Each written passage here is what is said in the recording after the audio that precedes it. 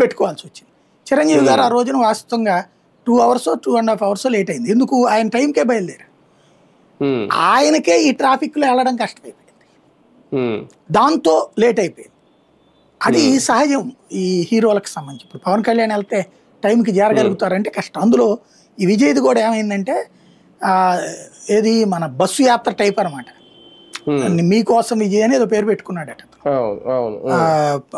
అందులో భాగంగా అతను దారిలో 10 మంది జనం ఉన్నప్పుడు ఆగటం, అది ఎట్లా ఉండదో నేను బాలయ్య చూసా.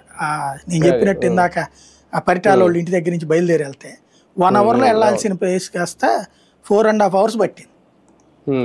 ఏంటంటే ప్రతి 1/2 కిలోమీటర్ దగ్గర, ప్రతి 5 కిలోమీటర్ అంటే ఊర్లు దగ్గర జనం కనబడతా ఉంటారు. వీళ్ళు పట్టించుకోకుండా వెళ్ళిపోలేరు కదా కాన్వాయ్లో. అక్కడ దిగేసాడు, చేతులు ఒప్పడం, మళ్ళీ వెనక్కి రావడం, ఇది చేస్తాడు. ఇతను కూడా అట్లా చేసుకుని వచ్చాడు. దానివల్ల ఆలస్యమైంది, మరీ ఎక్కువ ఆలస్యమైంది. 7 గంటలు పట్టింది గ్యాప్. అది పెద్ద సమస్య అయింది. అట్లాంటప్పుడు ఆల్టర్నేటివ్స్ ఆలోచించుకోవాలి వీళ్ళు.